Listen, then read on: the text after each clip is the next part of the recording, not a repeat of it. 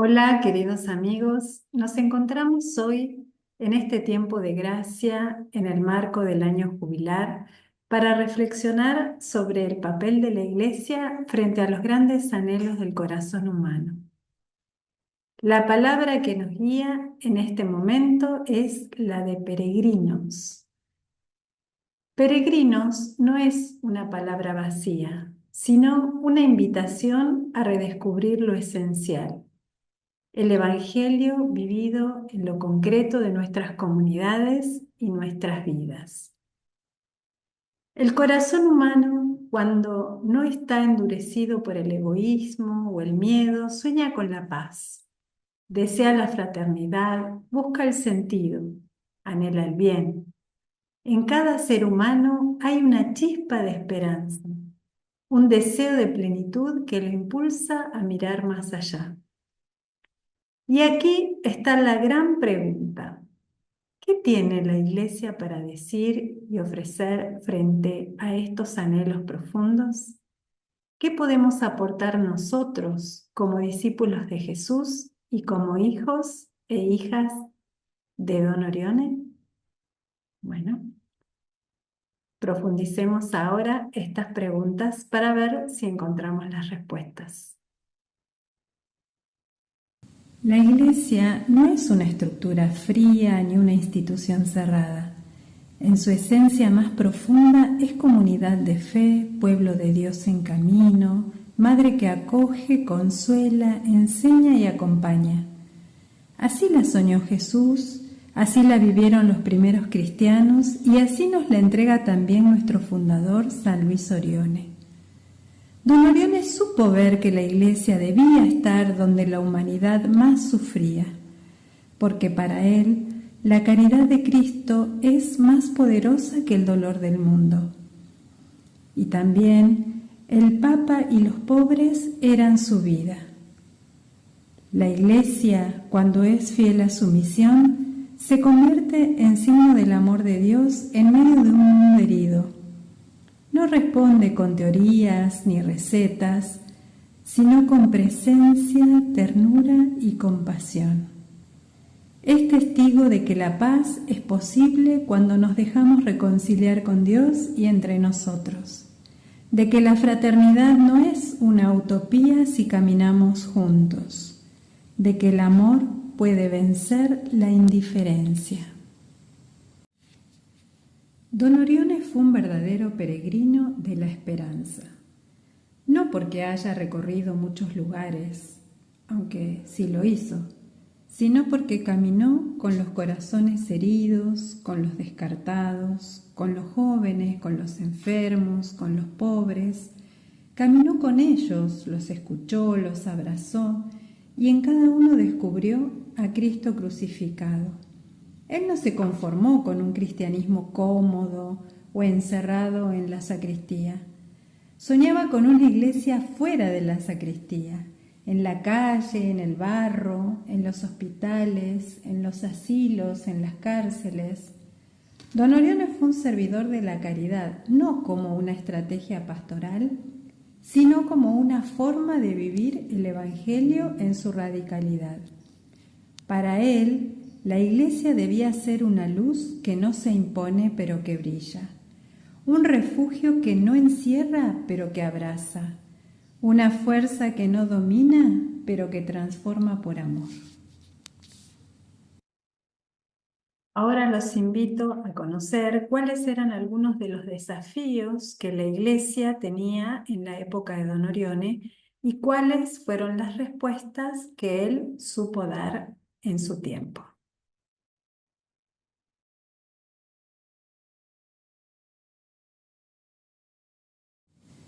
Tras la unificación de Italia en 1870, el Estado pontificio fue suprimido y el Papa se declaró prisionero en el Vaticano, lo que generó un conflicto profundo entre la Iglesia y el nuevo Estado italiano, caracterizado por un fuerte laicismo. ¿Cómo respondió Don Orione a esto? En principio se mantuvo firme en la obediencia al Papa y al Magisterio, pero actuó como puente entre la Iglesia y la sociedad. Trabajó para que la Iglesia tuviera una presencia significativa en la vida pública sin renunciar a su identidad cristiana. En este segundo desafío vemos cómo la secularización de la vida pública, el debilitamiento de la religiosidad popular y el hostigamiento ideológico contra la Iglesia redujeron su influencia en la sociedad italiana, especialmente en las ciudades. Don Orione contrarrestó estas corrientes, no con confrontación ideológica, sino con una efusión de caridad, sobre todo hacia los más pobres y alejados. Fundó escuelas, oratorios y colonias agrícolas como medios para formar cristianamente a la juventud y reinsertar a la Iglesia en la cultura popular. Y mantuvo una postura firme, pero pastoralmente abierta hacia los sectores anticlericales. Como un tercer desafío tenemos la revolución industrial, la injusticia social y el surgimiento del socialismo ateo. El paso de una economía agrícola a una industrial produjo pobreza urbana, explotación laboral, migraciones internas y desarraigo, mientras el socialismo ofrecía soluciones, pero negando la fe y la Iglesia. Don Orione responde fundando obras como casas de artesanos, talleres, escuelas de oficios y colonias agrícolas para brindar formación y trabajo a jóvenes pobres. Rechazó el socialismo ateo por su negación de Dios y la religión, pero reconoció que algunos de sus principios eran profundamente cristianos, como la justicia y la equidad. Promovió una acción social cristiana anclada en el Evangelio y en la doctrina social de la Iglesia, promovida especialmente por el Papa León XIII a través de la encíclica Rerum Novarum. Otro de los desafíos que se le presentó a Don Orione fue la descristianización de las masas por la urbanización y las migraciones. El alejamiento de las estructuras tradicionales de fe, familia rural, parroquia y las migraciones internas y externas alejaban a muchos del Evangelio, debilitando el sentido de pertenencia a la Iglesia. Don Orione se instaló en barrios populares, villas y zonas de frontera pastoral para estar en medio del pueblo. Comprendió el riesgo de que los migrantes perdieran su fe, por lo que promovió misiones en América Latina, especialmente entre los inmigrantes italianos. Propuso una presencia misionera encarnada, fraterna y activa, yendo al pueblo y llevándoles a Cristo. Otro de los desafíos fue la falta de alfabetización y abandono del campo. La educación en esa época era limitada, especialmente en las zonas rurales, lo que afectaba el desarrollo personal y social. Además, el campo se despoblaba por la pobreza, lo que aumentaba la crisis social en las ciudades.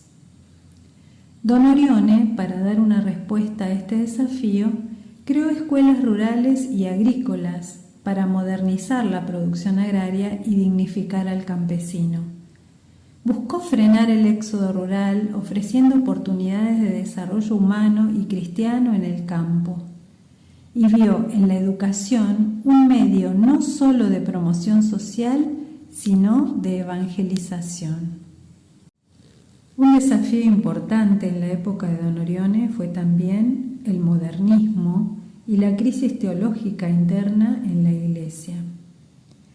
El modernismo era una corriente de pensamiento que intentaba reconciliar fe y pensamiento moderno, pero fue condenado, especialmente por el Papa Pío X, por su tendencia a relativizar dogmas y cuestionar la autoridad eclesial. Provocó tensiones internas y desconfianza hacia muchos sacerdotes y teólogos. En este sentido, Don Orione fue fiel a la ortodoxia, pero cercano y misericordioso con las personas afectadas por el modernismo, ofreciéndoles apoyo y acogida cuando recibieron sanciones de parte de la Iglesia. Defendió la autoridad de la Iglesia sin actitudes condenatorias, priorizando el encuentro pastoral y la conversión del corazón, e intervino pastoralmente para acompañar a sacerdotes cuestionados sin dejar de respetar la doctrina.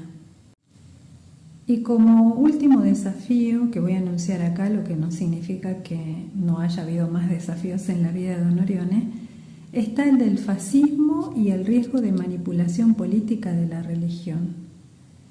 El régimen fascista buscó instrumentalizar el catolicismo como parte de su ideología nacionalista. Al principio se logró una conciliación, pero surgieron tensiones cuando el poder político quiso absorber el religioso. Don Orione inicialmente vio con esperanza la posibilidad de una conciliación entre Iglesia y Estado, pero luego expresó desconfianza hacia la política. Se mantuvo alejado de toda identificación partidaria, afirmando: nuestra política es el Padre Nuestro. Y refinó su concepto de patria a la luz del Evangelio, no como ideología, sino como servicio. El año jubilar nos recuerda que somos iglesia en salida, en camino. Somos peregrinos, no turistas espirituales. Y no peregrinamos solos. Vamos con toda la humanidad, con los que creen y con los que no creen, con los que dudan, con los que esperan y con los que están cansados. En este camino nos deberíamos preguntar: ¿qué tenemos para ofrecer? La respuesta sería el Evangelio, la ternura de Dios, la caridad que no juzga, sino que levanta, la paz que viene del perdón, la fraternidad que reconoce al otro como hermano y no como amenaza. Frente al individualismo, la Iglesia ofrece comunidad. Frente al ruido, ofrece silencio y oración. Frente a la desesperanza, ofrece a Cristo resucitado. Somos servidores de la caridad cuando lavamos los pies del hermano, cuando acompañamos sin exigir nada, cuando estamos cerca del que sufre. La Iglesia está llamada hoy a ser respuesta viva a los anhelos del corazón humano. Como decía el Papa Francisco, repitiendo una frase de Benedicto XVI, la Iglesia no crece por proselitismo, sino por atracción, la atracción del amor que se hace servicio. Vivamos este jubileo como un tiempo para renovar nuestro compromiso de ser Iglesia que camina con todos, especialmente con los más pobres. Que nuestra espiritualidad orionita nos impulse a abrir el corazón para que sea más grande que el mundo, como lo quería Don Orione. Y que al final de nuestro camino, cuando el Señor nos mira a los ojos, pueda decirnos: gracias porque estuviste junto a mis hijos cuando más te necesitaba. El ser peregrinos significa también para nosotros un llamado a la fraternidad universal. Veamos ahora en este espacio cómo el Papa Francisco nos exhorta a esto. En su encíclica Fratelli Tutti, el Papa retoma el espíritu de San Francisco de Asís, quien no solo hablaba de fraternidad entre las personas, sino incluso con la naturaleza. Pero el Papa nos habla desde el corazón de la fe cristiana. Somos hermanos porque somos hijos del mismo Dios. Y esto no es solo para quienes comparten nuestra fe. Francisco lo dice claramente: la fraternidad humana es un llamado para toda la humanidad. Para el creyente, esto es una exigencia de fidelidad al Evangelio. No se puede amar a Dios y despreciar al hermano. El Papa Francisco pone nombre a los que nos pasa. Vivimos en una sociedad que descarta y no ve.